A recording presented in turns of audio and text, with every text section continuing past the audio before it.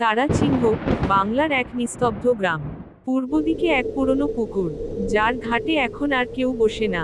দিনে সব শান্ত, কিন্তু রাত নামলেই পুকুর পাড় থেকে ভেসে আসে এক নারীর কান্না। নরম, ঠান্ডা, ছেঁড়া শাড়ির মতোই কুয়াশায় মিশে যাওয়া সেই কান্না। লোকজন বলে, ওখানে বাস করে এক পেতনি। ওই পুকুরে মরছিল এক মাইয়া, প্রেমে প্রতারিত হইয়া গলা দিয়া দিছিল। কিন্তু আত্মা তো শান্তি পায় নাই। তারে কবর দেওয়া হয় নাই ঠিকমতো, তাই তো সে রাইতে কান্দে। চলবে। সেই মেয়েটির নাম ছিল নীলা। সাদা শাড়ি পরত, পুকুর পাড়ে বসে থাকতো চুপচাপ।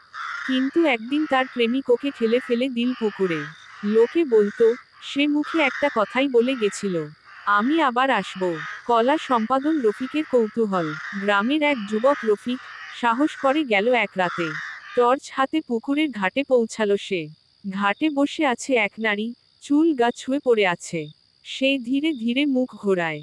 কিন্তু ওর মুখ নেই, শুধু এক কালো গহর, আর সেখান থেকে ভেসে আসছে এক অস্বাভাবিক হাসি।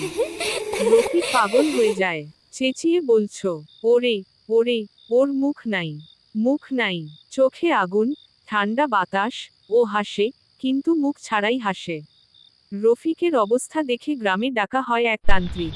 তান্ত্রিক পুকুর পাড়ে বসে ধূপ ধুনা জ্বালিয়ে মন্ত্র পড়ে। আগুনের চারপাশে বৃত্ত এঁকে সে অপেক্ষা করে আত্মার আগমনের।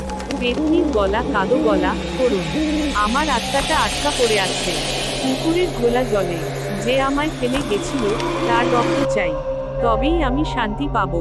তুই প্রতিশোধ নে, কিন্তু এরপর চলে যা। এই গ্রাম তোদের কান্না আর সহ্য করতে পারবে না।